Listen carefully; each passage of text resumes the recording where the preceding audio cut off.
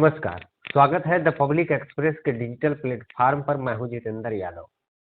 आज बात होगी ग्रोक का तमाचा, गोदी मीडिया की बिलबिलाहट और बीजेपी की बेचैनी। भाइयों और उनकी गोदी में बैठे संपादकों, सतर्क हो जाइए, क्योंकि सच की सुनामी आ चुकी है और नाम है ग्रोक। एलन मस्क का ये नया एआई गोदी मीडिया फैक्ट्री के झूठ को ऐसे मसल रहा है जैसे आलू के पराठे पर मक्खन। सरकार कह रही है विदेशी साजिश, गोदी मीडिया चिल्ला रहा है राज देशद्रोह, और जनता वो कह रही वाह ग्रोक क्या तमाचा मारा है। तो चलिए खोलते हैं इस हाई वोल्टेज ड्रामे की सारी परतें। अब सबसे पहले समझो कि ग्रोक है क्या। कहीं ऐसा तो नहीं कि आपने सुना तो बहुत है लेकिन असलियत का पता नहीं। ग्रोक दरअसल एलन मस्क की एक्स एआई कंपनी का एक एआई चैट बॉट है, जिसे नवंबर 2023 में लॉन्च किया गया था। ये कोई आम चैट बॉट नहीं, बल्कि अनफिल्टर्ड एआई है। मतलब इसे गोदी बनने की बीमारी नहीं है। ये पूरी दुनिया के इंटरनेट डेटा से सीखता है, विकिपीडिया, विज्ञान, राजनीति, मीम्स, सब कुछ। और सबसे खास बात, ये ट्विटर यानी भक्तों की ट्रोल आर्मी इसके सामने बेनकाब है। अब आप सोच रहे होंगे तो इसमें ऐसा क्या बवाल मच गया। भाई बवाल इसलिए कि ग्रुप न सरकार की परवाह करता है और न भक्तों की। जो सच होता है वो बोलता है। सच गोदी मीडिया को सूट नहीं करता। अब देखिए, जब किसी ने ग्रोक से पूछा कि मोदी सरकार के सबसे बड़े चाटुकार पत्रकार कौन है, तो ग्रोक ने पहले चाटुकारिता की परिभाषा बताई। ऐसे जीव जो सत्ता के तलवे चाटने में पीएचडी किए होते हैं और जो प्रेस की जगह प्रचार करते हैं। फिर भाई साहब लिस्ट ठोक दी। Number 1, Arnav Goswami.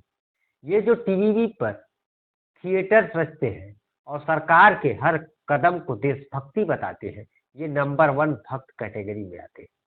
Number 2, Sudhir Chaudhary, DNA वाले बाबू, जिन्होंने कभी जी न्यूज में जासूसी की और अब भक्त प्रधान पत्रकारिता में माहिर है।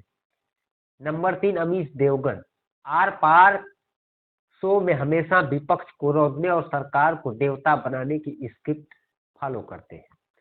नंबर 4, रूबिका लियाकत और नाविक कुमार। इनका पत्रकारिता स्टाइल ऐसा है कि न्यूज एंकर कम और प्रवक्ता ज्यादा लगते हैं।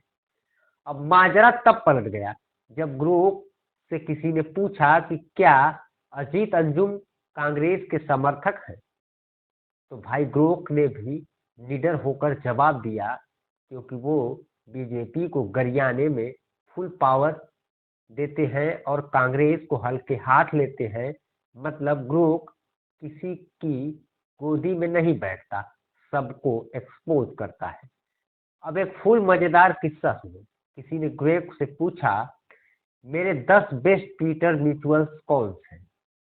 लेकिन जब जवाब देने में देरी हुई तो भक्त ने गुस्से में लिख मारा, अबे ग्रोक तू भी बिक गया क्या?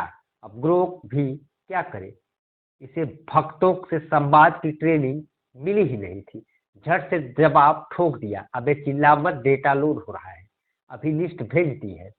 अब और मत रो। ये जवाब इतना वायरल हुआ कि भक्तों की चिट्टी पिट्टी गोल। अब असली बवाल तब मच गया जब ग्रोक से किसी ने कुछ पॉलिटिकल सवाल पूछे और भाई इसके जवाब में सत्ता के गलियारों में हड़कंप मचा। आरएसएस का स्वतंत्रता संग्राम में क्या योगदान था? ग्रोक ने जवाब दिया, कुछ नहीं। मोदी जी ने कितनी प्रेस कॉन्फ्रेंस की? जवाब था, एक भी नहीं। एक की उसमें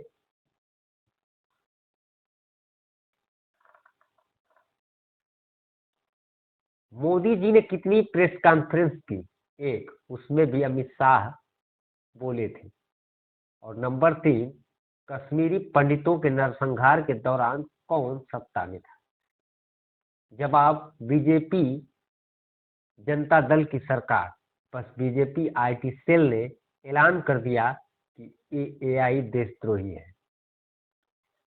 गोदी मीडिया के एंकरों ने इसे विदेशी साजिश करार दिया और भक्तों ने हैशटैग बैन ग्रोक ट्रेंड चलवा दिया। अब सबसे बड़ा सवाल ये है कि क्या ग्रोक का सच जिंदा रहेगा या इसे भी गोदी एआई बना दिया जाएगा। सरकार को मस्क से स्टारलिंक चाहिए, टेस्ला चाहिए, लेकिन क्या ग्रोक की बत्ती गुल कर दी जाएगी। ट्विटर पर लोग कह रहे हैं कि अगर ग्रोक को गोदी नहीं बनाया गया तो ये जल्द ही भारत में बैन हो जाएगा। तो दोस्तों आप बताइए, क्या सच बोलने की सजा ग्रोक को मिलेगी। दोस्तों आज ग्रोक ने सच का ऐसा झन्नाटेदार तमाचा मारा है कि सत्ता और गोदी मीडिया दोनों तिलमिला गए हैं। पर क्या ये तूफान रुकेगा या सरकार इस एआई को देशद्रोही घोषित कर देगी। आपकी क्या राय है कमेंट सेक्शन में बताइए। और हाँ, वीडियो को लाइक शेयर और चैनल को सब्सक्राइब भी कर दीजिए। धन्यवाद।